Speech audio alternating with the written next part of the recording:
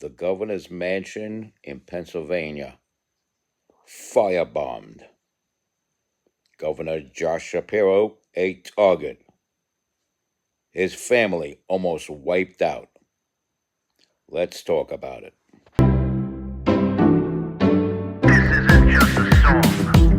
Illuminati is a thing you need to watch out for. They want to depopulate and slave us so much more. World domination, I'll get into that later. I'm hardcore, fierce and sexy. You're just a hater. You deserve the ridicule because you're an absolute zero. I'm the keeper of the chalice, a rock and roll hero. I'm not an idiot nobody listens to, because I'm not a failure in life like you. Let's talk about the gates and the mark of the beast and the orgies in the streets at the Catholic feasts and Bill and Hillary's human trafficking ring. And George Soros got the money to pay for everything. Socialism is for losers, working for the devil. Chumps that can't fight, they ain't on my level. It takes an evil one to try to debunk and doubt it, so I'd rather die than stop talking about it. Watch out, watch out, watch out, watch out. Watch out for the Illuminati. Watch out, watch out, watch out, watch out. Watch out for the Illuminati. Watch out, watch out, watch out, watch out. Watch out for the Illuminati. Watch out for the Illuminati.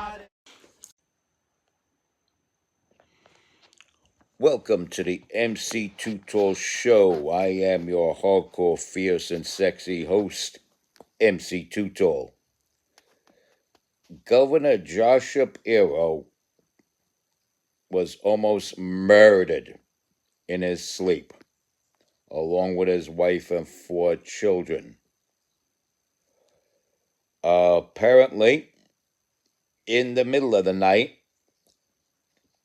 Sunday night going into Monday morning, 38-year-old man by the name of Cody Balmer. And wow, what a sweet guy that looks like, doesn't it? Anyway,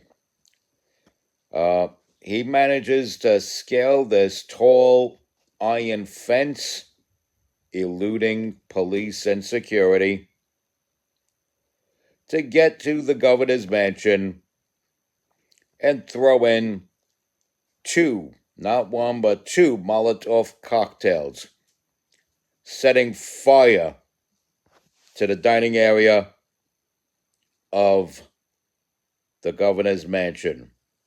While in there sleeping, Governor Josh Shapiro of Pennsylvania, his wife, and 4 innocent children. Now, it was initially believed that this Cody Balmer was part of some anti-Israeli, anti-Zionist group, or possibly even a founder of one of these groups with the unimportant cause of anti-Zionism. But not the case at all. It's not clear what political affiliation this man has. The guy just left the house on a quest to kill Josh Shapiro. He turned himself in and was even asked by the police what he would have done had he come face to face with Josh Shapiro. And he says that he would have beaten him with his hammer to death. And it turns out this guy is not affiliated with any group, any political campaign, any type of organization of any kind.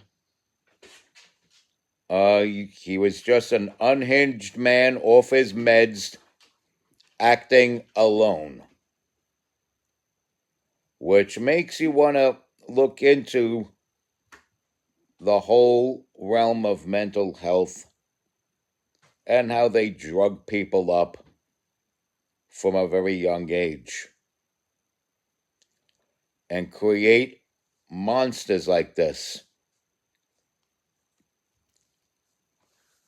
I mean, if what I'm hearing about this man is true, his mother alerted police saying that this guy was on some heavy psych meds for a long time, and he was off his meds. at the time of this bombing. It really makes you look into this. He's cut from the same cloth as these kids who shoot up schools and malls and such.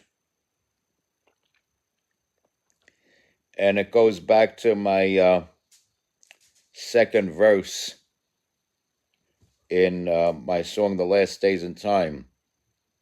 If you haven't heard it, it's on YouTube. Look for MC Tutol, The Last Days in Time, and listen to that second verse how I begin it. And it goes a little something like,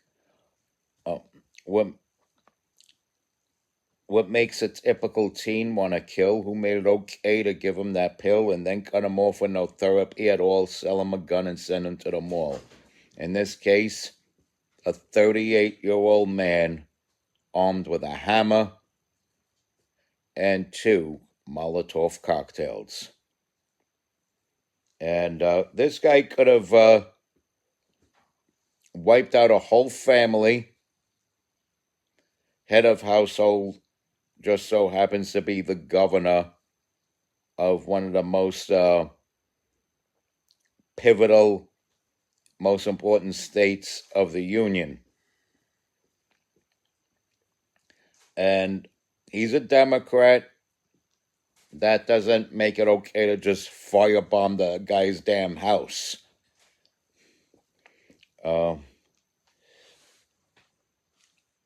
And you could say, well, why not people bomb Teslas and this and that? You don't stoop to their level. It's pure and simple, okay? It's ungodly.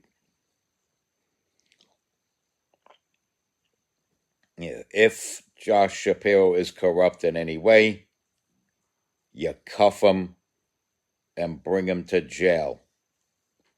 That's what you do. If any politician is corrupt, you slap the steel bracelets on them. You haul them off to jail. And I'm surprised we haven't seen that by now. Maybe it's coming. We will see politicians getting dragged out of House chambers in cuffs during session. I do believe that day will come soon. And more than likely it will be justified. It'll be somebody like Adam Schiff or somebody like that. Maybe somebody like Jamie Raskin, somebody like Jerry Nadler, maybe Nancy Pelosi. But because she's a former Speaker of the House, they probably won't cuff her, just escort her out with her cane. And, it's going to be a shame, but at the same time beneficial to the American people if and when that day does come. But what you don't do is firebomb their houses. As obnoxious as I believe Adam Schiff to be, and as tempting as it is to punch a dude right in the face, it's not civilized to do that. And I would discourage people from doing that. I would not condone clocking the congressman in the face. I might have a difference of opinion when it comes to television commentators such as Lying Larry O'Donnell, but that's a whole different can of worms that we're not prepared to open up in this particular broadcast. Maybe someday, but not today. And the governor is safe. His wife and kids are safe. Governor's mansion might need some renovations. Who's to say if there are any important documents that conveniently got burnt up in the fire? But there's a whole lot of pre conditions in which this could have been spotted and nipped in the bud before it led to this potential inferno that could have engulfed the entire governor's mansion and the Pennsylvania first family along with it. It goes back to the person that's receiving psych meds. Why was he receiving psych meds? How long was he receiving psych meds? When did he get cut off of his psych meds? Why did he get cut off of his psych meds?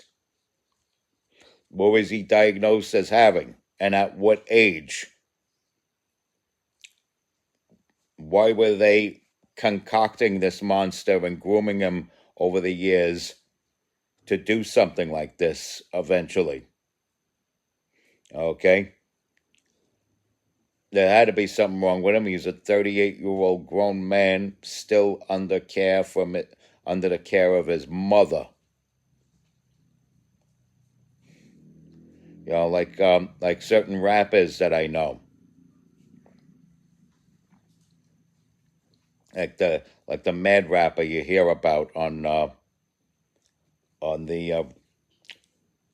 what is it, the Life After Death album. Yeah. I'm still living with my moms. And so you got that scenario. Then security. The governor of the state of Pennsylvania. Granted, it's not a big state like freaking New York, Illinois, or California, or Texas. But Pennsylvania is important enough. You know, governor of Rhode Island's mansion is secure. Why not the governor of Pennsylvania? How did this guy get past security and law enforcement to get to the mansion to throw these Molotov cocktails in? Nobody stops him. I can't slip into a subway using a smuggled key to get it in through the gate without being nabbed by police and told to do community service. But this guy could just waltz right up to the governor's mansion, climb a friggin' iron fence to get to that mansion,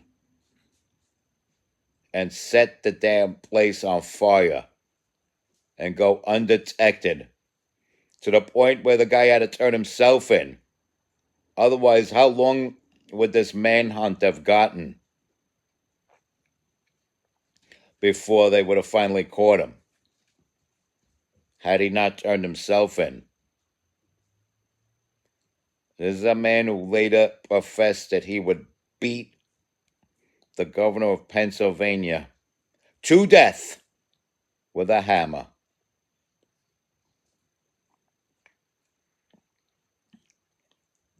But he gets to breach all this security to get where he needs to go to do what he has to do. Yet, I can't slip into a subway system with a key.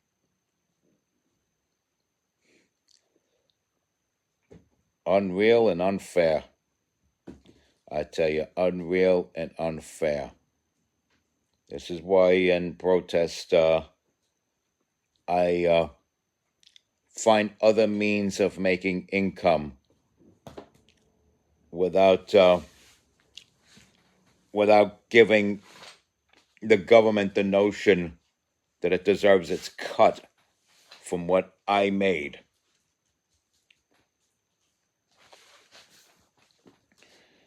In other words, you do the math. I did not contribute a cent to Kamala Harris's salary when she was Vice President of the United States.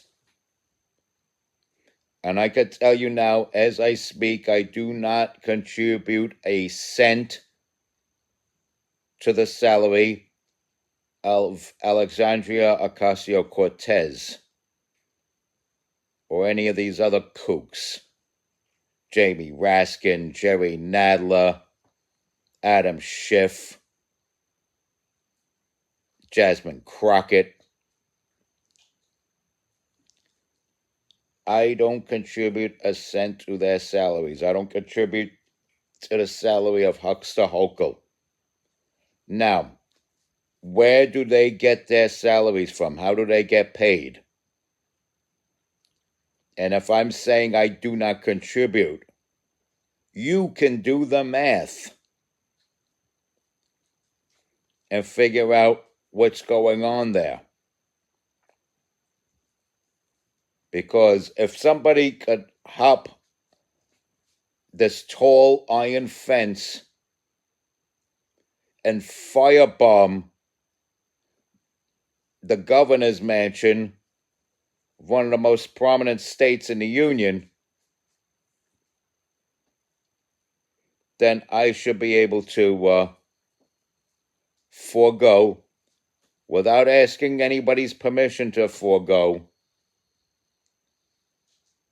my contributions or my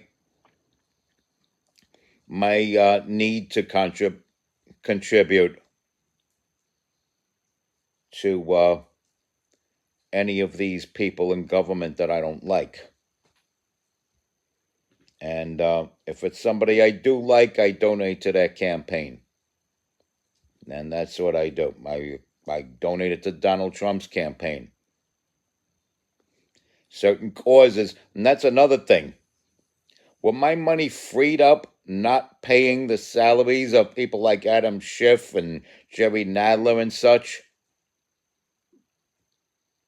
I then have the money to afford to donate to real causes.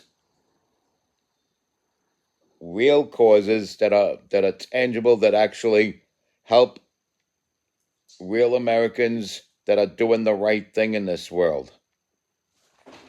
I've donated over $100, possibly more. I mean, I've made a couple of contributions to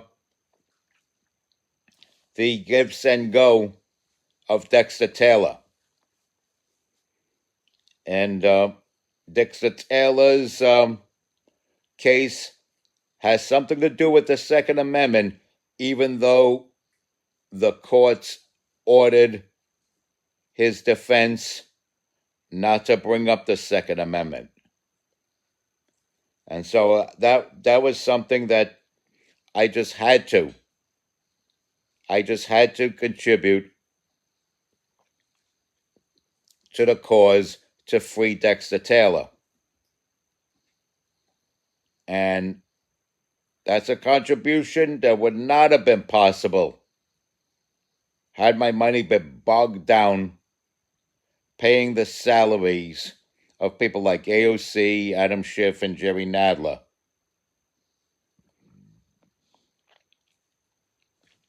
If you know what I mean.